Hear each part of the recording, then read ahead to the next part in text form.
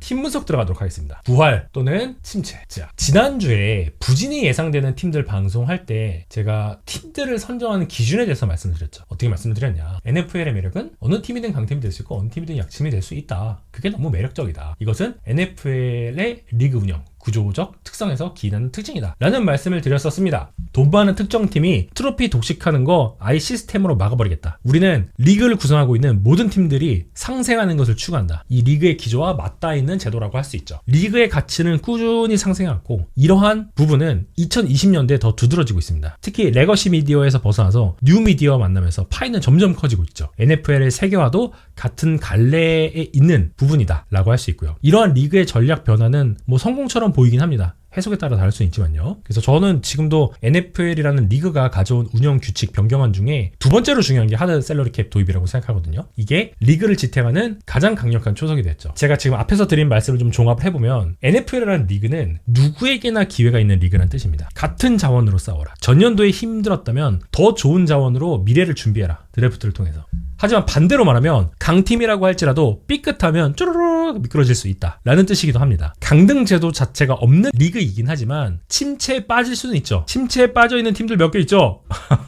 그래서 언제나 NFL에 있는 32개의 팀들은 최선을 다해서 준비하고 노력해야만 합니다. 부진을 겪는 팀이라면 부진의 원인을 명확하게 진단하고 대처를 해야겠죠. 그래서 오늘은 지난 시즌 시작할 때 기대에 비해서 다소 아쉬웠던 성적을 낸 팀에 대해서 한번 살펴보도록 하겠습니다. 이 팀들이 또 부진이 반복될지 반등에 성공할지는 알 수 없습니다. 다음 시즌을 치러봐야 알 수 있는 것이죠. NFL은 경기 숫자가 극단적으로 적은 리그이기 때문에 빠른 성과가 필요하기도 하고 빠른 성과가 나오기도 합니다. 긴 준비 시간, 우리 오프시즌 참 길잖아요. 이런 준비 시간이 길게 주어지는 만큼 완벽을 기해야겠죠. 그래서 저는 이번 프로그램을 위해서 선정하는 기준을 다음과 같이 잡았습니다. 기대치에 비해서 실제 성적이 어땠냐, 그리고 오프시즌 부분은 어떻게 가져갔냐, 그리고 현재 뎁스 상황이 어떤가, 이거를 기준으로 해서 팀을 선정을 했고요. 사실 두 팀은 선정하기가 쉬웠습니다. 근데 나머지 팀들은 선정하기가 조금 까다로워서 그냥 오늘은 두 팀에 대해서만 말씀드리려고 하고 있습니다. 혹시 제가 어떤 팀을 선정했을까요? 맞추실 수 있으신 분? 여러분들의 의견도 한번 들어보고 싶습니다. 부활할 것인가, 침체에 빠질 것인가 예상되는 두 팀. 지난 시즌 부진했다라고 한다면 2025년도 시즌이 시작될 때 기대가 컸다는 뜻이기도 하죠. 바이킹스, 커맨더스와 바이킹스가 후보에 있었습니다.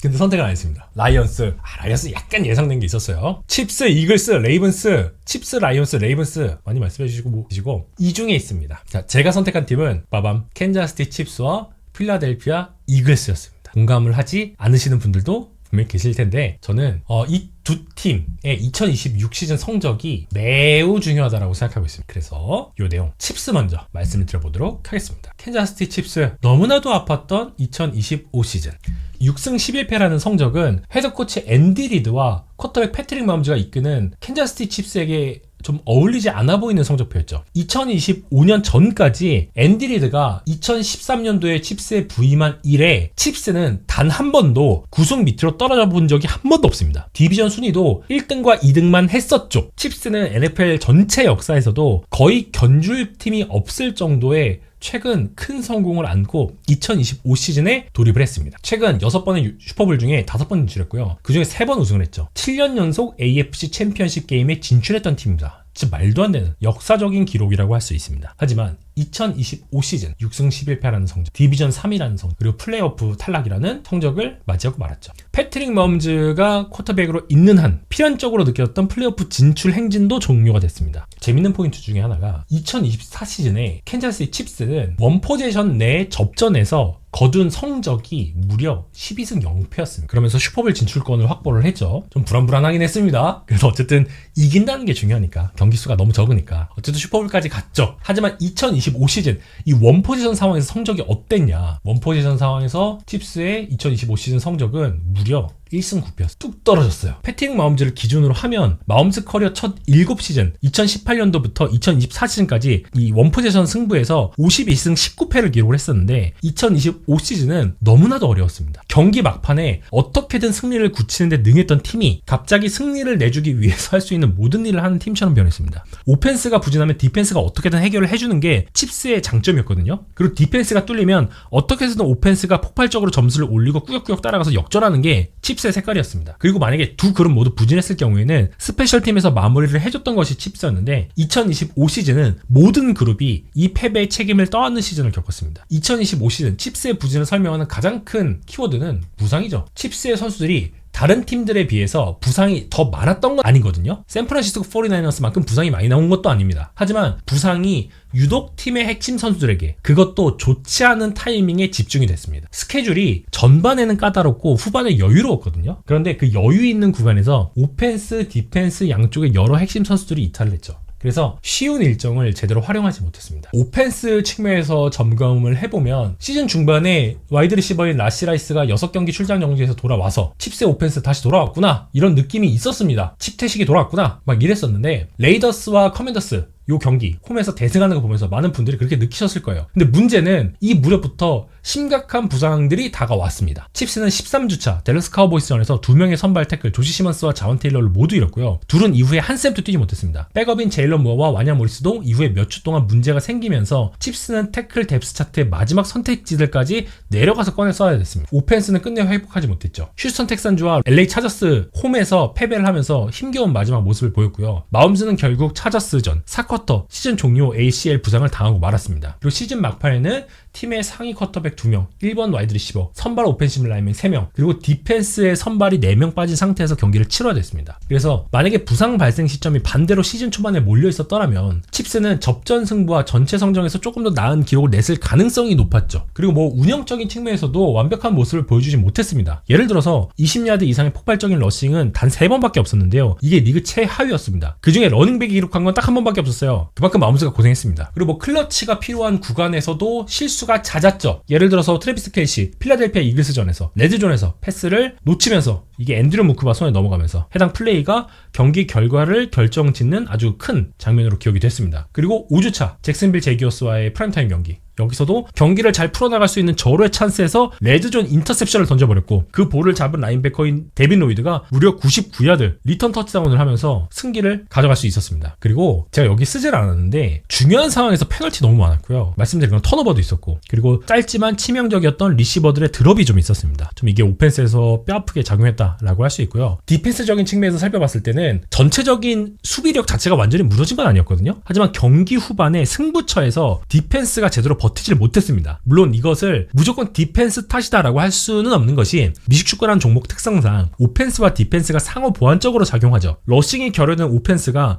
드라이브 지속성을 못 가져가고 주요 선수들의 부상도 있었던 흐름들이 누적이 되면서 이게 그대로 디펜스의 부담으로 연결이 됐습니다. 기존의 디펜시브 코디네이터인 스티브 스패그놀로우 체제의 강점은 다양한 블리츠 패키지 그리고 변칙적인 프런트로 상대의 프로텍션 플랜을 막 흔들고 이 서든 롱 상황에서 드라이브를 끊어내는 데 있었죠. 그런데 2025 시즌에는 이러한 장점들이 결정적인 순간에 작동을 하지 않았습니다. 디펜시브 태클인 크리스 존스 이외에 꾸준하게 프레셔를 만들어내는 패스 러셔가 부족했고요. 블리츠로 만들어낸 프리 러셔도 예년만큼 자주 적중하지가 않았습니다. 서드 앤 롱, 너네 디펜시브 백 블리츠할 거지? 알고 있었어요, 상대 팀들이. 그래서 상대 쿼터백들이 롱 디스턴트 나온 상황에서도 탈출구를 적극적으로 활용을 했습니다. 특히 이 통계적으로 봤을 때 경기 막판 8점 이내 접전 상황에서 서드 앤 롱 이런 불리한 다운을 계속 못 막았어요. 그래서 이것은 단순한 어떤 선수들의 실행형 문제를 떠나서 패스러시라거나 커버리지라거나 상황적인 콜링이 유기적으로 맞물리지 않았다라고 해석을 할 수가 있겠습니다. 그리고 여기에 턴오버 생산까지 리그 최하위권으로 떨어지면서 칩스의 디펜스는 예전처럼 한 번의 결정적인 플레이로 경기를 지배하는 디펜스의 모습을 보여주지 못했습니다. 여기에 더해서 스페셜팀도 안 좋았죠. 스페셜팀의 부진 역시도 칩스가 접전에서 우위를 가져가던 기존의 공식을 무너뜨린 또 다른 이유가 됐습니다. 데이브 톱의 체제가 2018 시즌부터 이어졌거든요. 그때는 뭐 필드 포지션 잘 잡아주고 킥 커버리지 잘하고 클러치 킥 잘 만들고 리턴 게임에서 우위 정하고 이런 유닛을 만든 게 데이브 톱 체제에서 스페셜팀이긴 했는데 2025 시즌에는 그 전략적 가치가 크게 줄었습니다. 해리슨 버커 한때 리그 최고의 키커였죠. 2017년부터 2023년까지 첫 7시즌 동안 평균 대비 엄청난 점수를 뽑아내는 선수였고요. 7시즌 중에 6시즌을 평균 이상으로 점수를 뽑아냈습니다. 하지만 최근 2시즌 연속으로 평균 이하의 시즌을 보냈죠. 2024시즌 칩스의 2.59점 손해를 보게 했고요. 2025시즌에는 2.47점 손해를 보게 했습니다. 물론 해리슨 버커가 키커로서 완전히 전성기가 끝났다라고 생각이 되지는 않고 있거든요. 31살에 들어가기 때문에 어느 정도 반등은 할 수 있을 거라고 보고 있습니다. 하지만 분명히 킥 난조가 있었고 이것은 경기에 영향을 크게 줬습니다. 지금 현재 영구적으로 도입된 다이나믹 킥오프에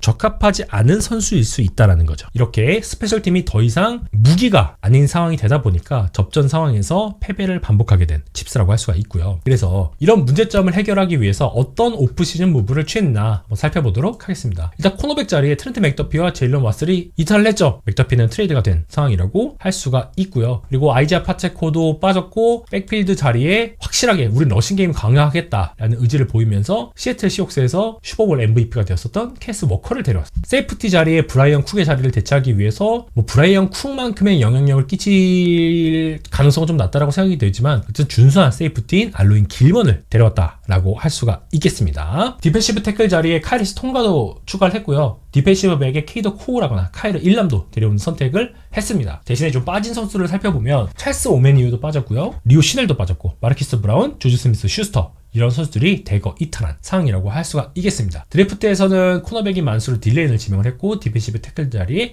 피터 우즈를 지명을 했는데 만수르 딜레인도 중요하겠지만 지금 더 중요한 건 사실 피터 우즈가 빨리 터져야 된다는 겁니다. 언제까지 크리스 존스 해줘 할 수 없잖아요. 불과 1년 전만 해도 사실 피터 우즈가 스카우트들 사이에서 탑 10 후보로 지명받았던 선수거든요. 하지만 클램슨에 좀 기봉이 있었던 마지막 시즌 그리고 드래프트 지명 자체가 좀 엣지러셔 쪽으로 몰리다 보니까 좀 순번이 많이 밀렸습니다. 칩스 입장에서 그 덕을 봤죠. 기대했던 것보다 낮은 순번이 29번 순번에서 피터 우즈를 지명할 수 있었을 거니까요. 그런 상황이고요. 또 중요한 포인트 중에 하나는 칩스의 영광의 시대를 함께 했었던 오펜시브 코디네이터 에릭 비에니미가 복귀했다는 소식. 굉장히 중요한 포인트라고 할 수가 있겠습니다. 그래서 뎁스 차트를 좀 살펴보면서 이야기를 좀 이어나가 보도록 하겠습니다. 자, 뎁스 차트. 물론 변동이 될 수는 있는데 제가 1차적으로 주전 선수로 뛸 선수들을 상정을 하고 한번 조합을 만들어 봤습니다. 자, 지금 일단 오펜스를 살펴보면 이번 오프시즌의 가장 큰 영입이라고 한다면 바로 이 선수 캐스 워커라고 할 수가 있죠. 캐스 워커를 지명을 했습니다. 3년 4,305만 달러 이거를 데려왔고 평균 연봉을 기준으로 했을 때 리그에서 6번째로 높은 연봉을 받는 러닝백이 되었다라고 할 수가 있겠습니다. 지난 시즌 카리먼트와 아이지아 파체고를 리드백으로 썼던 팀에게 엄청나게 업그레이드가 될 수 있는 부분이다 라고 할 수 있겠고요. 워커 같은 경우에는 2022년도 2라운드에 시애틀에 지명을 받았던 선수다 라고 할 수가 있죠. 워커는 리그에서 가장 회피력이 뛰어난 러닝백, 태클을 하기 어려운 러닝백 중 한 명이라고 볼 수가 있겠습니다. 그만큼 굉장히 좋은 활약을 펼칠 수 있는 선수라고 할 수가 있는데 문제가 있다면 내구성, 조금 내구성 이슈가 있는 선수예요. 그리고 플레이 특성상 부상에 노출될 수 있는 플레이 성향이 조금 있거든요. 그래서 기대하기로는 헌트라거나 파체코보다는 분명히 생산성 있는 모습을 보여줄 수는 있겠지만 건강 관리를 잘해야 된다라는 부분 같이 언급을 드려보도록 하겠습니다. 그리고 칩스는 에밋 존스를 5라운드에서 지명을 했죠. 그러면서 두 번째 러닝백으로 삼을 예정이다 라고 할 수가 있는데요. 에밋 존슨을 데려와서 활용하게 될 예정이다 라고 할 수 있는데 에밋 존스는 백업에 가까울 것이다 라고 생각이 되고 있습니다. 그러면서 워커의 워크로드를 좀 줄이게 될 예정이라고 할 수가 있는데 사실 지난 시즌에 시옥스가 캐스 워커 원 러닝백으로 굴리지 않았거든요. 거의 반대 반으로 잭 샤보넷과 캐스 워커를 번갈아 가면서 활용을 했습니다. 그만큼 캐스 워커의 어떤 워크로드를 좀 조절을 하는데 힘을 많이 썼는데 지금 칩스는 그럴 만한 상황이 아니거든요. 그래서 분명히 시애틀보다는 더 많은 스냅을 받게 될 가능성은 높다라고 할 수가 있겠지만 건강 관리는 잘해야 된다라는 말씀 드려보도록 하겠습니다. 리시버 측면에서는 확실히 구멍이 많죠. 특히 지금 가장 큰 문제가 되는 것은 라시 라이스의 미래가 많이 불투명하다는 겁니다. 그래도 좀 정말 천만다행인 것은 구속이 된 상태에서 재활 치료를 받을 수 있는 환경을 좀 부여받았어요. 그래서 감옥에서 내내 재활 프로그램을 진행하지도 않은 상황이거든요. 그래서 라시 라이스가 조금 더 건강하게 복귀할 가능성은 생겼다라는 부분은 그나마 다행이긴 한데 그래도 굉장히 큰 어떻게 보면은 불안 요소다 라고 할 수가 있겠습니다. 그리고 지금 현재 주전 리시버 이 타관 손튼과 제비 월디라고 할 수 있는데 있는데 어떤 리그 전체적인 시즌에서 봤을 때는 분명히 아쉬운 부분이죠. 특히 라시라이스가 만약에 빠지게 된다면 진짜 이거 비상이거든요. 그런데 주목해서 봐야 될 선수는 제가 생각했을 때는 타칸 손튼입니다. 이 선수가 매우 중요합니다. 타칸 손튼이 좀 2025 시즌 활용 측면에서 좀 여러 면에서 이상했거든요. 시즌 초반에 타칸 손튼은 분명히 패트릭 마운즈와 좋은 호흡을 보여줬습니다. 팀에서 가장 폭발적인 다운필드 스레서로서 활용이 됐거든요. 그런데 시즌이 지나다 보니까 점점 더 리시버 룸이 좀 붐비기 시작했죠. 라시라이스도 복귀를 하고 이러면서 손튼에게 할당되는 스냅의 비중이 갑자기 줄어들었습니다. 그러면서 갑자기 필드에서 안 보였어요. 시즌 내내 많은 추측이 있었지만 손튼의 역할이 줄어든 이유에 대해서 손튼을 제외한 나머지 리시버 선수들, 리시버 로스터가 더 건강해졌다라는 것, 이거 외에는 사실 보도된 내용이 거의 없었습니다. 그래도 칩스는 손튼이 오펜스에 가져다주는 가치를 분명히 인정했죠. 그래서 시즌 이후에 손튼과 재계약을 체결했습니다. 신뢰를 보여줬어요. 그만큼 쓸 수 있다라는 것을 나타낸다고 볼 수 있고, 이 손튼이 갖고 있는 스피드 그리고 볼에 대한 트래킹 능력은 분명히 상대 디펜스에게 큰 위협이 될 수 있습니다. 이 직선 스피드 굉장히 좋고요. 상대 세이프티라거나 코너백을 따돌리고 이 필드 중앙을 확보하는 움직임 굉장히 잘 가져가는 선수라고 할 수가 있겠습니다. 제한된 기회 속에서 손튼은 리셉션당 무려 23.1야드를 기록을 했습니다. 굉장히 많은 야드를 기록을 했어요. 그리고 팀 내 25야드 이상 리셉션 1위였습니다. 그만큼 뛰어난 모습을 보여줬습니다. 속도를 살려서. 그리고 시즌 내내 어떤 출전이 불안정한 거 우린 다 확인할 수 있었잖아요. 그런 불안정한 상황에서도 이런 숫자를 만들어냈다라는 것은 굉장히 인상적인 플레이를 보여줬다라고 할 수가 있는데, 지금 현재 손튼은 다른 선수들의 영향 때문에 기회를 잃거나 축소될 가능성이 상당히 낮아졌다라고 할 수가 있겠습니다. 마르키스 브라운 없죠. 주주 스미스 슈스터 없죠. 그런 상황에서 손튼 빼고 이 자리를 대체할 수 있는 선수가 누가 있을까? 없거든요. 그래서 손튼은 더 많은 기회를 받게 될 거고 좋은 활약을 펼쳐야만 합니다. 라시라이스와는 이 선수들에게 부여되는 롤 자체가 좀 차이가 많이 크죠. 그래서 지금 상황으로는 라시라이스가 건강하게 복귀한다라는 것을 가정을 했을 때 이 조합, 이러한 위치로 서게 될 가능성이 상당히 높습니다. 라이스는 보통 이렇게 슬라 쪽에, Y 쪽에 정렬해서 서게 될 가능성이 굉장히 높죠. 트래비스 켈시의 건강 역시도 굉장히 중요하다라고 할 수가 있겠습니다. 하지만 켈시의 역할은 좀 필연적으로 과거에 비해서 2, 3년 전에 비해서 많이 줄어들 것으로 예상이 되고 있는 상황이고요. 다음은 디펜스를 살펴보도록 하겠습니다. 어디부터 살펴볼까요? 세컨더리부터 한번 살펴보도록 하겠습니다. 세컨더리. 디펜스 세컨더리도 참 많이 불안하죠. 세컨더리가 지금 놀 윌리엄스, 만수르 딜레인, 놀 윌리엄스는 그래도 제한된 스냅 상황 속에서 안정된 모습을 보여주기는 했는데, 일단 만수르 딜레인 좋은 모습 빠르게 보여야 되는 상황이라고 할 수 있고요. 문제는 세이프티랑 니켈백입니다. 합스가 브라이언 쿡 잡았어야 됐다고 생각하고 있거든요. 하지만 안 잡았죠. 주전 코너백인 트렌트 맥더피 빠졌죠. 제일런 왓슨 빠졌죠. 브라이언 쿡 빠지면서 주전 자리 지금 3개가 새롭게 채워진 상황이라고 할 수가 있겠습니다. 좋은 소식은 그래도 칩스가 2025년도 3라운드 지명자인 놀 윌리엄스가 대기하고 있다는 부분. 루키 시즌에 450회가 조금 넘는 스텝을 받으면서 굉장히 높은 수준의 플레이를 보여줬다는 부분은 그나마 다행이긴 한데, 과연 풀 스텝을 써야 받았을 때 잘 플레이를 할 수 있을 것인가, 그 부분은 조금 더 검증이 필요한 상황이다 라고 할 수가 있고요. 베테랑인 케이더 코 데려온 부분, 급한 불을 끄긴 했는데 그렇다고 해서 아주 장기적인 대체자라고 할 수는 사실 없습니다. 그리고 브라이언 쿡을 대체하기 위해서 알로이 길먼을 영입한 부분, 쿡만큼 좋은 선수는 아니지만 그래도 안정적인 세이프티다 라고 할 수는 있고요. 아주 스페셜하진 않다. 그리고 이 선수는 슬럿과 니켈 디펜더와 세이프티를 동시에 소화할 수 있는 부분, 다재다능함 갖추고 있다 라고 할 수 있고, 칩스가 이런 3 세이프티 세트 활용할 수 있게 도울 수 있는 자원이다 라고 할 수가 있겠습니다.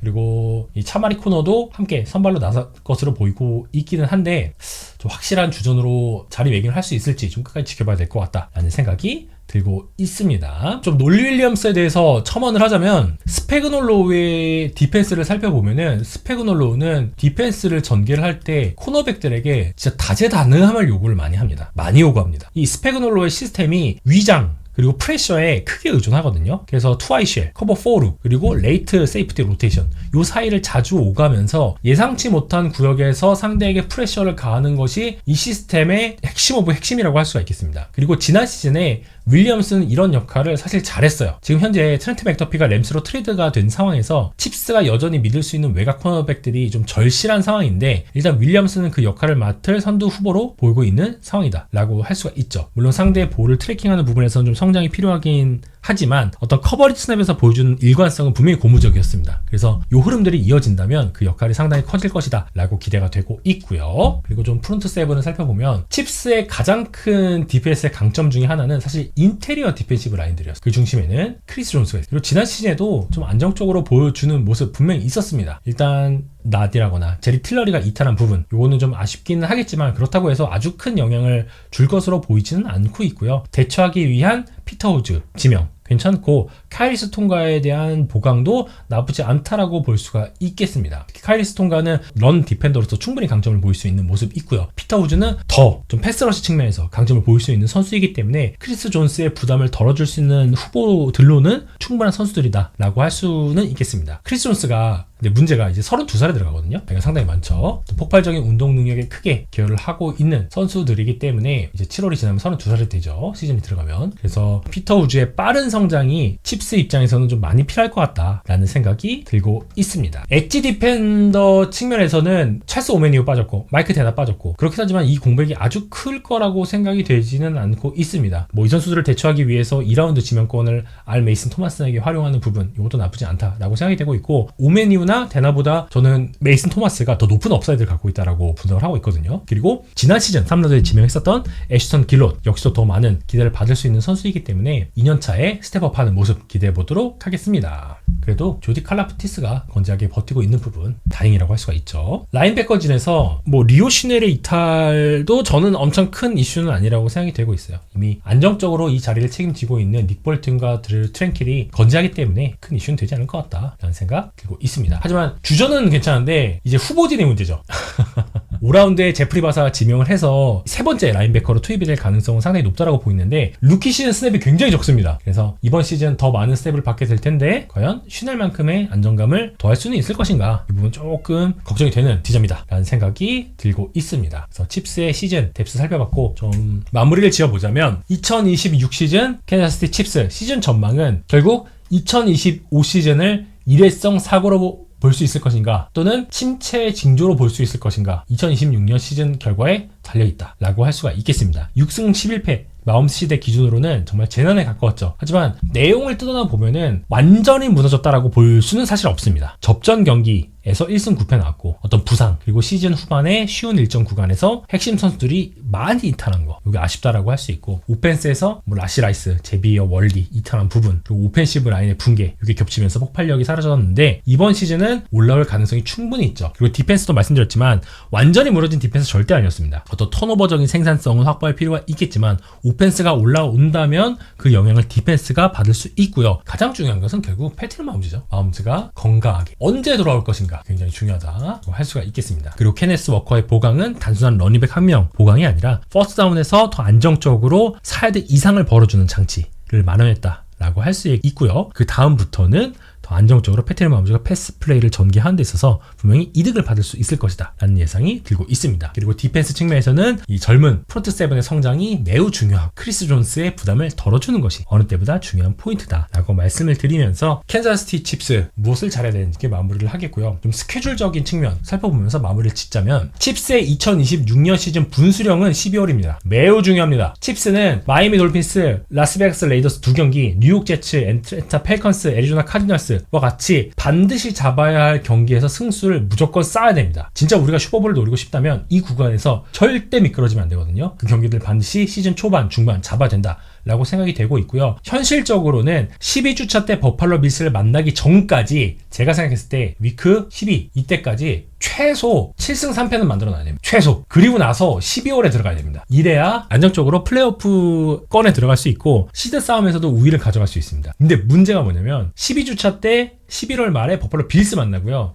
그 다음에 12월 첫째 주에 LA 램스를 만납니다. 그리고 나서 14주차 때 곧바로 신시내티 벵갈스 만나고요. 15주차 때 뉴잉글랜드 패트리어츠를 만납니다. 그리고 나서 16주차 때 샌프란시스코 49ers 만나고요. 17주차 때 LA 차저스를 만납니다. 12주차부터 17주차 11주차 일정이 진짜 헬이에요. 제가 여기 LA를 빼먹었네. 12주차 빌스, 13주차 램스, 14주차 벵갈스, 15주차 패트리어츠, 16주차 나이너스, 17주차 차저스. 이거 잡아야 18주차 때 조금 편안하게 레이더스 그때 만날 수 있습니다. 그래서 칩스는 어떻게 해서든 이때 최선의 성적을 거두어야 된다. 12월이 분수령이 될 것이다 라는 말씀 드리면서 캔자스 칩스의 2025 시즌 분석, 2026년 뎁스 점검, 그리고 2026 시즌에 대한 간단한 전망과 필요한 부분들 여기까지 마무리하도록 하겠습니다. 그렇고요. 그래서 좀 여러분들은 칩스의 2026년 성적 어떻게 예상하시는지 한번 말씀드리면서 다음 팀으로 넘어가도록 하겠습니다. 마음속 기량 올라오는 시점에 맞춰서 빅게임들을 깔아놨음이라는 의견 주셨고요. 그렇죠. 칩스 입장에서 조금 아쉬운 대목 중에 하나는 팀 입장에서는 아쉽거든요. 바이위크가 5주차입니다. 굉장히 일러요. 근데 패트릭 마홈즈 입장에서 봤을 때는 그래도 조금 더 컨디션을 끌어올리고 몸을 건강하게 만들 수 있는 시간을 초반에 벌어두는 것,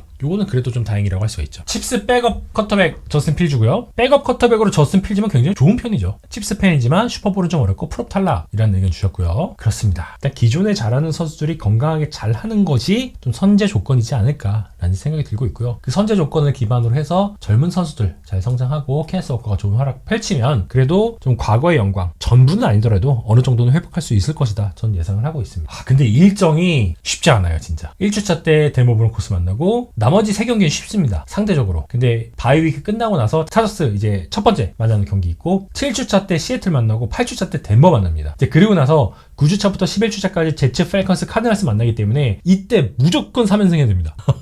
그래서 많은 분들이 뭐 9승, 10승 말씀해 주시는 것 같고요. 저도 이때 7승 3패를 만들어 놔야 12주차까지. 그래야 12주차 지나면서 10승 7패 맞출 수 있지 않을까라는 생각을 지금 하고 있습니다. 일정이 너무 빡세요. 빌스, 램스, 벵갈스, 패트리어츠, 나이너스, 차저스 이게 뭐야. 그래도 좀 마음스의 폼에 따라서 저는 11승 6패까지도 가능하다라고 보고 있긴 하고요. 제가 설정하고 있는 레인지는 다음과 같습니다. 자, 칩스 화이팅, 팬분들도 화이팅. 다음으로는 필라델피아 이글스로 넘어가 보도록 하겠습니다. 필라델피아 이글스. 어떤 분들이 보시기에는 필라델피아 이글스의 2025 시즌이 나쁘지 않다, 괜찮은 거 아니냐 라고 보실 수도 있는데, 제가 봤을 때는 많이 아쉬웠습니다. 많이 아쉬웠고 더 올라올 수 있는 가능성 있는 팀이라고 생각되고 있습니다. 기대감과 실망감이 같이 교묘하게 섞였기 때문에 제가 필라델피아 이글스를 선택했다. 그리고 무엇보다 마지막 플레이오프가 너무 아쉬웠다. 그래서 그렇게 시즌을 마무리하는 것은 좀 안타깝다 라는 생각이 들어서 이렇게 준비를 해봤습니다. 필라델피아 이글스 2025 시즌 기록만 놓고 보면 11승 6패, NFC 동부지구 우승, 플레이오프 진출 나쁘지 않습니다. 하지만 경기를 들여다보면 실제 내용은 그보다 훨씬 불안했다라고 저는 평가를 하고 있습니다. 와일드카드 라운드에서 샌프란시스코 49어스에게 23대 19로 패배를 했죠. 그러면서 시즌이 끝났고 시즌 내내 팬들이 기대했던 우리 오펜스 언제 정상으로 돌아오나요? 우리 오펜스 언제 터지나요? 이거 끝내 나오지 않아요. 그래서 기회는 있었는데 좀 낭비되었던 그런 시즌이다 라고 생각이 되고 있습니다. 오펜스에 진짜 고액 연봉자, 명성이 아주 높은 선수들 많았고요. 디펜스 시즌 후반에 엘리트 수준으로 올라오긴 했지만 전반에 너무 고전했습니다. 오펜스의 코칭, 후반 조정, 폭발력, 오펜시브 라인의 건강, 징계성 실수, 이것들이 모두 맞물리면서 우승권 로스터를 제대로 활용하지 못한 것, 이게 필라델피아 이글스의 아쉬운 부분이다 라고 저는 보고 있습니다. 그래서 끝내 궤도에 모르지 못했던 케빈 파톨로 체제 결국 끝났죠. 2026년 그래서 필라델피아 이글스에게 주어지는 핵심 질문 단순하죠. 션 매니언 체제에서 새로운 오펜스가 제일런 허츠를 다시 정상으로 끌어올릴 수 있을 것인가? 세이칸 바클리, 데번타 스미스 중심으로 오펜스 다시 살릴 수 있을 것인가? 그리고 디펜스에서 빅판조의 디펜스가 지난 시즌처럼 중간에 저는 모습 안 보여주고 시즌 내내 안정적으로 최상위권 유지할 수 있을 것인가? 지켜봐야겠습니다. 조금 더 2025 시즌의 문제점을 진단을 해보겠습니다. 가장 큰 문제는 오펜시브 코디네이터였던 케빈 파톨러의 오펜스가 상대 디펜스를 제대로 흔들지 못했다라는 거죠. 필라델피아 이글스는 리그에서 가장 비싼 오펜스 진을 보유한 팀이었습니다. 이러면 상대를 압도해야 돼요. 콜링이 아무리 나빠도 중간 이상은 가야 됩니다. 상위권에 무조건 들어가야 됩니다. 상대 디펜스를 혼란스럽게 만드는 장면들이 많이 나와야 되는데 그렇지 않았습니다. 프리시즌과 같은 어떤 바닐라 오펜스가 시즌 내내 반복이 됐습니다. 오펜스가 어느 정도 작동돼 보이는 것 같았던 이유도 이것은 스킴에 의한 것이 아니라 선수들 탤런트 때문이었습니다. 그리고 경기를 지켜보다 보면은 후반전에 붕괴하는 모습이 계속 반복됐거든요. 초반에 갖고 오는 스크립트는 괜찮아요. 그런데 본인이 준비했었던 초반 스크립트가 끝나고, 즉 상대 디펜스가 조정을 해서 대응하기 시작한 다음부터 그 다음에 조정이 없었습니다. 오펜스가 그냥 중간에 멈춰요. 초반에는 이거 되나? 하다가도 후반 들어가기 시작하면서 또는 전반전 막판으로 가기 시작하면서 갑자기 오펜스가 그냥 멈춰버립니다. 필라델피아 이글스가 지난 시즌 후반전 평균 득점이 얼마였냐? 놀랍게도 필라델피아 이글스, AJ 브라운, 세이칸 바클리, 리그 최고의 오펜시브 라인, 제일런 허츠가 있는 팀, 데본타 스미스를 갖고 있는 팀이 시즌 후반에 평균 득점이 9.7점밖에 안 됩니다. 이게 말이 안 되거든요. 이게 리그에서 26입니다. 이 로스터를 가지고 이것밖에 못한 케빈 파툴로 잘려야겠죠?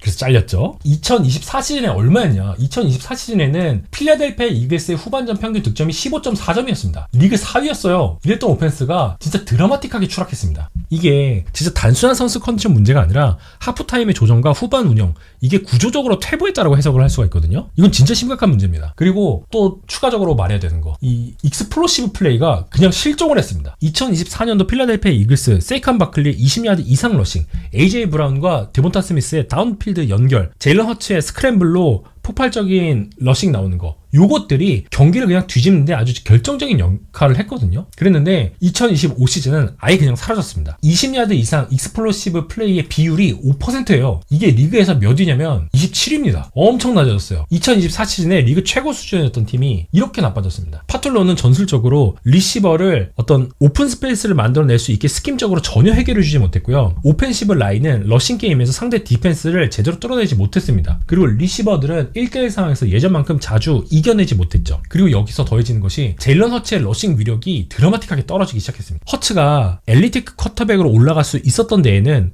패싱뿐만 아니라 러싱이 굉장히 큰 기여를 했잖아요. 디자인된 러싱, 존 리드, RPO 이런 것들이 합쳐져서 상대 디펜스와 숫자 싸움에서 큰 이득을 가져갔거든요. 하지만 이게 2025 시즌에는 진짜 실종이 됐습니다. 이 나이너스전 마지막 경기 허츠가 5번 러싱했는데 14야드밖에 기록 못했어요. 이것과 연결돼서 세이칸 바클리도 2024 시즌만큼의 효율성을 못 냈죠. 물론 이것이 다 선수들의 잘못이냐 라고는 할 수 없는 게 오펜시브 라인의 전체적인 기량 역시도 지난 시즌에 조금 하락을 했습니다. 특히 부상이 좀 컸어요. 캠 저건스 허리 수술 받고 나서 2024 시즌 수준 회복하지 못했고요. 랜든 디커슨도 계속 시즌 내내 부상이 시달렸습니다. 레인 존슨 같은 경우에는 발부상을 당하면서 마지막 8경기 놓쳤고 플레이오프도 놓쳤죠. 레인 존슨 2026년도에 복귀하긴 하지만 레인 존슨도 나이가 벌써 36살입니다. 굉장히 많아요. 그리고 이번 시즌에 진짜 큰 이슈 중에 하나, 제프 스타울랜드가 팀을 떠났습니다. 오펜시브 라인 코치를 하던 인물이고 런게임을 디자인하던 인물이거든요. 이 인물이 팀을 떠나면서 지금 크리스 쿠퍼와 새로운 오펜시브 시스템 안에서 많은 것을 조정하고 학습을 해둬야 되는 상황입니다. 그리고 뭐 좀 자잘한 이슈이긴 하지만 키커 제이크 엘리엇, 이렇게 불안할 수 있나 싶은 시즌을 보냈죠. 진짜 이 다이나믹 킥오프가 도입되고 나서부터 리그는 강한 다리, 정확도가 떨어지더라도 멀리서 찰 수 있는 선수들을 선호하기 시작했거든요. 이 흐름에 제이크 엘리엇은 크게 후퇴했습니다. 제이크 엘리엇 딱 신체 사이즈만 봐도 아주 강한 킥을 구사하는 선수로 보긴 조금 어렵죠. 그래서 전체적인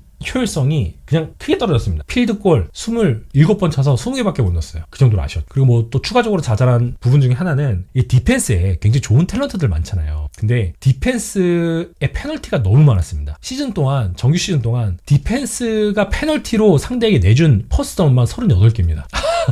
굉장히 많았어요. 그래서 이글스가 좀 선수들의 탤런트가 빛났던 순간들은 많았는데, 이제 문제는 후반전에 서든 아웃이라거나 롱 야드를 얻어야 되는 상황, 그 상황에서 아쉬운 부분들이 계속 반복이 되면서 경기를 확실하게 리드를 가져간다거나 하는 모습을 보여주지 못했습니다. 자, 이런 부진들이 있었습니다. 그래서 오프시즌 어떤 무브를 취했는가를 살펴보면, 아지조 오주라리 같은 선수들 빠졌고, 브렛 터스, 이 군인 출신 이 선수도 빠졌고, 리시버의 잔 다슨 빠졌고, 조시아 우체 빠졌고, 카일 겐슨 빠졌고, 맷 타일러 오펜시브 라인에서 빠졌고, 라인베커즈에선 나코비 딘 빠졌고, 세이프티 리드 블랭크십도 빠졌습니다. 백업 퍼터백에 샘 하일도 빠지는 모습 있었고요. 가장 중요한 포인트 중 하나, AJ 브라운이 트레이드 되었다는 거, 중요한 포인트라고 할 수가 있죠. 그리고 앞서 말씀드렸지만 제프 스타블랜드의 이탈은 생각보다 뼈아플 수 있습니다. 그리고 오펜시브 코디네이터 자리에 션 매니언이 들어왔는데, 션 매니언의 러싱 게임은 사실 기대하기가 당장은 어렵습니다. 이 사람은 쿼터백 전문가예요. 그래서 패싱 게임에 대한 설계, 그리고 제일런 허츠를 정상 궤도로 올리는 것, 여기에 치중할 코치이기 때문에 러싱 게임에 대한 우려가 아직은 조금 남아있는 상황이긴 합니다. 그래서 션 매니언 같은 경우에는 그린베이 패커스에서 쿼터백 코치를 했던 인물이라고 할 수 있고요. 라플로우의 트리를 잘 따라온 인사다 라고 할 수가 있겠습니다. 그래서 매니어는 본인이 어떤 다양한 방식으로 오펜스를 이끌고 나가고 선수들의 탤런트를 극대화하는 플레이 콜러가 되고 싶다 라고 밝혔거든요. 2025 시즌에는 외곽에서 리시버들의 1대1에 너무 의존한 부분들이 있었고 샷건 포메이션에서 플레이가 출발할 때 너무 정체된 모습 보여주고 있어. 좀 요거를 극복할 필요가 있다라는 생각이 들고 있습니다. AJ 브라운 트레이드 같은 경우에는 사실 좋은 선수죠. 좋은 선수인데 선수의 나이도 고려해야 되고 또 부상이 누적이 되면서 전체적인 컨디션이 하락하는 부분도 분명히 있었고요. 무엇보다 라커룸에서 나오는 잡음이 너무 많았습니다. 이거는 좋게 포장할 수가 저는 없다라고 생각이 되고 있습니다. 좀 떠나는 게 맞았다라고 생각이 되고 있고요. 어쨌든 본인이 원하는 팀으로 갔기 때문에 여기서는 어쨌든 베테랑으로서 안정감을 잘 선사할 수 있을 것이다 라고 생각이 들고 있습니다. 그리고 이를 대체하기 위해서 드래프트에서 마카이 레몬 지명했고 리시빙 타이트엔드로서 기여할 수 있는 일라이 스타우스도 지명을 하면서 어쨌든 아주 큰 공백을 만들지는 않았다라고 할 수가 있겠습니다. 그리고 여기에 패커스 출신의 도타비언 윅스도 영입을 했죠. 윅스와는 2027년까지 이어지는 1년 연장 계약도 맺은 상황이기 때문에 이것도 굉장히 좋은 선택이었다라고 할 수가 있겠습니다. 그리고 디펜스, 안 그래도 강한 디펜스였는데 외곽 코너백 타릭 굴렌 지명했고요. 그리고 패스 러셔에서 기여할 수 있는 조나산 그리너드까지 영입을 했습니다. 그리고 나서 4년 9,800만 달러 연장 계약까지 체결을 했죠. 물론 그리너드가 2025 시즌에는 색이 좀 줄긴 했는데 프레셔 레시오 자체는 전년도보다 많이 높아졌거든요. 그래서 제일런 필립스를 대처할 수 있는 충분한 프로필을 갖춘 선수다라고 할 수가 있겠습니다. 여기에 AJ 에페네사까지 추가를 했죠. 오늘 추가했죠. 그래서 그리너드, 제일렉스 헌트, 놀런 스미스, 여기에 AJ 에페네사까지 추가가 됐기 때문에 로테이션 뎁스도 충분하다라는 생각이 들고 있습니다. 릭 울렌 같은 경우에는 진짜 말도 안 되는 스피드, 그리고 코너백으로서 정말 이상적인 신체 프로필을 갖고 있는 선수이긴 한데 커리어 초반에 비해서 일관성이 많이 떨어지는 모습이 지난 시즌 많이 보여졌습니다. 그렇기 때문에 이 선수를 굳이 붙잡지 않는 선택을 한 시애틀이라고 할 수가 있는데, 그래서 빅판지오라면은 잘 활용할 수 있는 카드다라는 생각이 들고 있고요. 일단 가격 대비에 업사이드 기대할 수 있는 부분이 많습니다. 1년 1,100만 달러 계약이기 때문에 퀴년 미첼, 퍼 드진과 함께 외곽에서 커버리지 안정적으로 가져갈 수 있는 선수라고 생각이 되고 있고요. 이글스 입장에서도 그렇게 치명적인 투자는 아니다, 잃을 게 없다 라고 해석할 수가 있겠습니다. 이런 내용들을 기반으로 해서 좀 뎁스를 살펴보도록 하겠습니다. 뎁스 나와라. 짠. 제가 이거 프로그램이 아직 개발 중이라서 양해해 주시면 감사하겠습니다. 데이터베이스에 아직 빠져있는 애들도 많고 제가 교차 검증을 많이 못했거든요. 양해해 주시면 감사하겠습니다. 필라델피아 이글스 좀 나중에는 어떻게 하고 싶냐, 그래서 이런 플레이북까지 좀 재현을 해서, 저는 저작권 때문에 영상은 안 쓰잖아요. 그래서 이런 걸로 좀 영상을 대처를 할 생각을 하고 있습니다. 자, 여기서 공 날아가는 거 보이시나요? 젤런 허츠가 마카이 레몬을 향해서 던지는 공. 이런 거 만들고 있습니다. 기대해 주시면 좋을 것 같고요. 다시 돌아와서 이글스 이야기 해보도록 하겠습니다. 자, 일단 오펜스부터 좀 살펴보면 션 매니언 체제에서 필라델피아 이글스 오펜스는 기본적으로 좀 언더 센터를 많이 쓸 가능성이 높습니다. 이 비중을 늘릴 것으로 저는 보고 있고요. 그리고 와이드 존, 그리고 플레이 액션을 결합할 가능성도 상당히 높습니다. 왜냐면 지금 지명한 선수들을 보면은 플레이 액션 쓰겠다라는 거거든요. 스타워스도 그렇고. 원래 제일런 허츠가 러싱에 대한 위협도 강하고 딥볼 잘 던지고 레드존 피니시 능력이 굉장히 좋은 그런 선수로 평가를 받긴 했었는데, 지금 중간 지역에 대한 볼 처리 그리고 안티시페이션 스로우 같은 부분이 개선이 많이 돼야 됩니다. 2025 시즌 오펜스는 분명히 그 약점이 안 가려졌어요. 그래서 제일런 허츠가 공을 오래 들고 있는 상황이 계속해서 반복이 됐고요. 그러다 보니까 허츠가 본인의 강점을 살리지 못하는 모습이 반복이 됐습니다. 그래서 일단 허츠는 2026년 시즌 과제가 볼을 최대한 빨리 뿌리는 겁니다. 그래서 언더센터 상황에서 플레이 액션, 그리고 계획된 부트 플래그, 이걸 통해서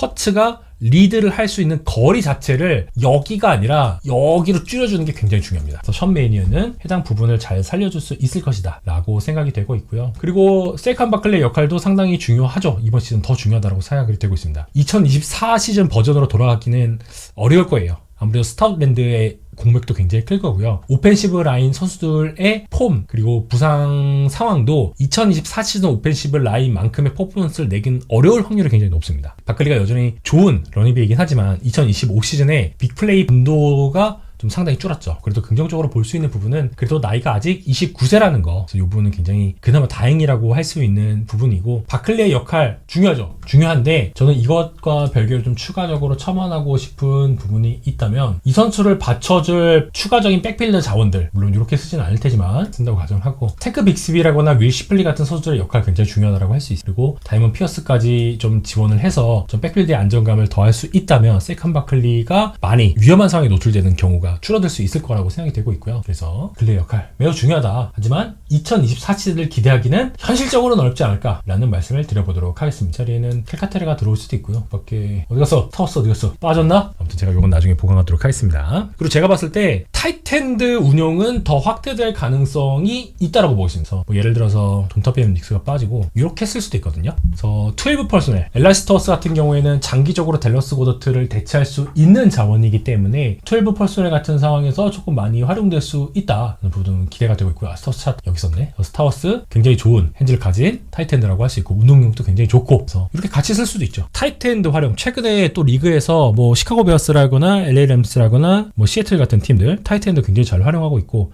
다가오는 시즌에 볼티모어 레이븐스 같은 팀도 타이트엔드 활용이 좀 예상이 되고 있는 상황이기 때문에 필라델피아 이글스도 그 흐름을 같이 따라갈 가능성이 꽤 있습니다. 좋은 타이트엔드 있죠? 있으면 써야죠. 진짜 말도 안 되게 이렇게 쓸 수도 있습니다. 그래서 이글스의 타이트엔드 활용도 같이 지켜보시면 좋을 것 같다. 특히 타이트엔드, 리시빙에 능한 타이트엔드가 많다는 것은 그만큼 플레이 액션 활용할 수도 있고 뭐 크로싱 라우트 이런 것들로 스페이싱을 창출하기에 굉장히 유리한 환경 스스로 만들 수 있거든요. 그런데 문제는 오라인입니다. 필라델피아 이글스 오라인이 걱정입니다 라는 말씀을 드리는 시간이 오게 될 줄 몰랐는데 반등과 위험이 공존하는 상황이라고 볼 수 있겠습니다. 레프트 태클인 조던 마일라타는 여전히 팀 내에서 가장 안정적인 라인맨이고 제가 별 2개 부여했죠. 리그 전체를 놓고 봤을 때도 평균 이상인 좋은 라인맨이다 라고 할 수가 있겠습니다. 건강만 하다면 랜든 디커슨이라거나 캠 저거슨 역시도 평균 이상으로 돌아갈 수 있죠. 타일러 스틴 오른쪽 가드에서 확실한 상승을 보여줘야 하는 선수입니다. 제가 레인 존슨에 대해서 별 하나 지난 시즌을 기준으로 줬기 때문에 별 하나를 주긴 했는데 사실 지금 가장 위험한 선수는 레인 존슨입니다. 레인 존슨 뭐 실력에 대해서 의심하는 건가요? 그거 아니고요. 건강 이슈 그리고 나이 이슈 확실히 있습니다. 그래서 지난 시즌 아쉬운 부분들이 분명히 있었고요. 하지만 반대로 얘기하면 고점도 높은 상황이다 라고 할 수가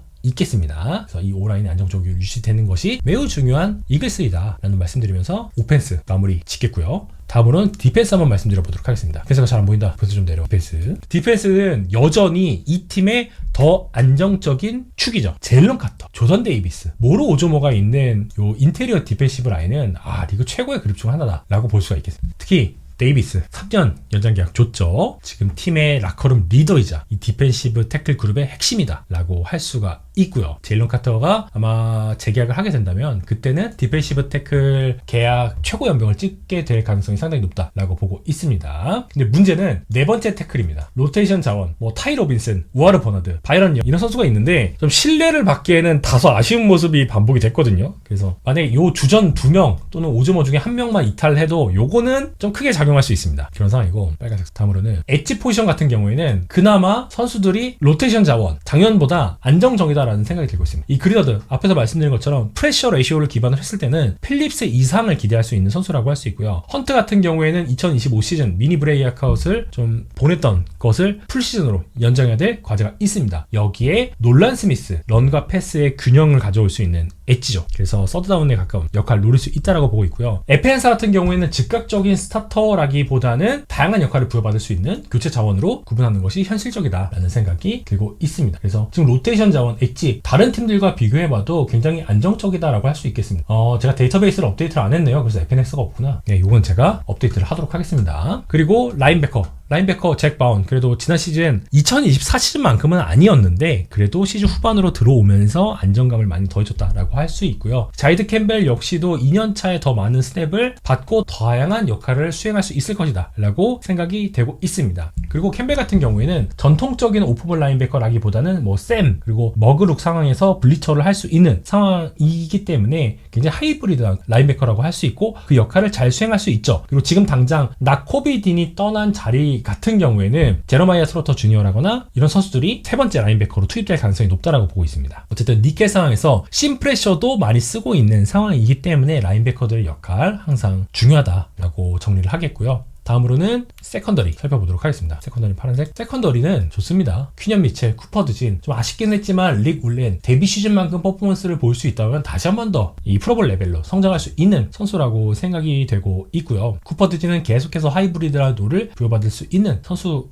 라고 생각이 되고 있습니다. 근데 지금 베이스 디펜스 상황에서 쿠퍼드진이 세이프티로 올라가는 드릴들이 반복이 됐거든요. 그래서 쿠퍼드진의 역할이 조금 더 세이프티 쪽으로 확장될 가능성도 염두에 둘 필요가 있겠습니다. 그리고 말씀드린 것처럼 라인베커 한 명을 추가하는 그림 상상해 볼 수 있죠. 자이드 캠벨 같은 경우에는 말씀드린 것처럼 하이브리드한 롤을 받을 수 있는 선수이기 때문에 드진이 올라가서 입수의 자리를 대체를 하고 라인베커, 세 번째 라인베커가 투입될 가능성 역시도 이글스의 입장에서는 많이 기대해 볼 수 있는 대목이다 라고 할 수가 있겠습니다. 그리고 앤드류 무크바 2년차 들어가기 때문에 안정감 좀 더 해야 되는 상황이다 라고 할 수 있고요. 이제 문제는 요 자리, 마커스 입스 또는 마이클 카터가 이 자리를 대체를 하게 될 텐데 요 때는 이 선수들의 위치가 약점이 될 수 있습니다. 어쨌든 2025 시즌을 거쳐서 2026 시즌 필라델피아 이글스 디펜스가 당장 해결해야 되는 과제는 런 디펜스. 첫 번째, 런 디펜스를 해결해야 된다라고 할 수 있고요. 두 번째로는 세컨더리 선수들의 일관성. 요게 굉장히 중요한 과제다라고 할 수가 있겠습니다. 그렇고요. 진짜 강합니다. 여기 5주목까지. 그래서 이런 내용들을 종합을 해서 필라델피아 이글스의 내용 마무리를 좀 해보자면 적어도 기대만큼은 해줘야 되는 시즌이다. 이글스의 뎁스 진짜 좋습니다. 이 정도의 뎁스 갖고 있는 NFL 팀 많지 않습니다. 상위권입니다. 그 말은 즉슨 이 팀을 운영하는 코치진들이 2026년 시즌은 더 반등하는 모습을 보여줘야만 한다는 뜻입니다. 닉 시리안이 안정성 100%라고 할 수 없죠. 그래서 일단 오펜스가 진짜 션 매니언이 허트를 다시 잘 끌어올릴 필요가 있고요. AJ 브라운의 빈자리를 대체할 수 있는 자원들은 많이 채워놨고 특히 말씀드린 것처럼 13 퍼슨을 쓸 수 있는 준비하고 있죠. 오펜시브 라인의 불안감이 좀 어쨌든 2025 시즌을 통해서 더해졌기 때문에 타이트엔드의 활용이 좀 가시적이긴 합니다. 그래서 이 옵션들을 잘 활용할 수 있을 것인가 지켜보시면 좋을 것 같고요. 말씀드린 것처럼 다 연결되는 내용입니다. 그래서 부족했었던 언더센터 기반의 오펜스가 좀 이식이 되어서 많이 활용될 것으로 보이고 있습니다. 문제는 오펜시브 라인 핵심 자원들의 노세화와 부상, 이게 관건이다. 그리고 매니언의 콜링, 이게 중요하다라고 할 수가 있겠습니다. 그리고 디펜스 같은 경우에는 분명히 지난 시즌 후반에 안정감을 더하는 모습 보여줬는데 이번 시즌은 전반전과 후반 시즌 모두 안정감을 일관성 있게 유지하는 것, 이게 중요한 과제다라고 말씀드려 보도록 하겠습니다. 그리고 일정 살펴보면 일단 바이위크 자체는 나쁘지 않습니다. 바이위크가 10주 차 있거든요. 나쁘지 않은 위치다 라고 할 수 있는데 필라델피아 이글스도 12월 일정이 헬입니다. 헬. 10주차 바이위크 치른 다음에 11주차 때 피츠버그 스틸러스 만나고요. 12주차 때 댈러스 카우보이스 만나죠. 부담스럽습니다. 13주차 때 애리조나 카디널스 만나긴 하는데 자 14주차 때 콜츠 만나고요. 15주차 때 시애틀 만나고요. 16주차 때 텍산즈 만나고요. 17주차 때 샌프란시스코 49ers 만납니다. 아이고 이거 NFC 웨스트 팀들은 왜 이렇게 여기저기 고춧가루를 뿌리고 다니는 거야? 아무튼 그렇습니다. 그리고 나서 마지막 주차는 뉴욕 자이언츠를 만났는데 자이언츠도 만만치 않은 팀이죠. 그래서 12월 이 바이위크 이후에 얼만큼 안정적으로 승리를 많이 쌓아두느냐, 이것이 당장 이글스가 극복해야 될 가장 큰 과제다라고 말씀을 드리겠고요. 여러분들은 필라델피아 이글스의 성적 어떻게 예측하시나요? 이 얘기 마지막으로 나누면서 오늘 방송 마무리하도록 하겠습니다. 그래도 NFL 일정이 막 어려운 경기가 한 번에 몰리는 것보다는 퐁당 하는 게 그나마 좀 운영적인 측면에서 다행이거든요. 뭐 저는 예전 방송에서 말씀드렸지만 저는 일단 기본적으로 11승 예상하고 있습니다. 근데 사실 이글스에게 중요한 거는 당연히 승리 중요하고 디비전 타이틀 중요하고 플레이오프 진출도 중요하지만 이번 시즌은 경기 내용이 더 중요합니다. 제가 볼 땐 그렇습니다. 이 비싸고 능력 있는 로스터가 경기 내용적인 측면에서 이렇다 할 성과를 못 낸다? 그럼 코치들 다 물갈이 해야죠. 그래서 이번 시즌 일정만 놓고 보면 난이도가 마냥 쉽지는 않다. 플레이오프는 갈 수 있을 것 같고요. 저는 경기 내용을 빠르게 잘 가져갈 필요가 있다라는 말씀 드리면서 오늘 방송 여기서 마무리하도록 하겠습니다.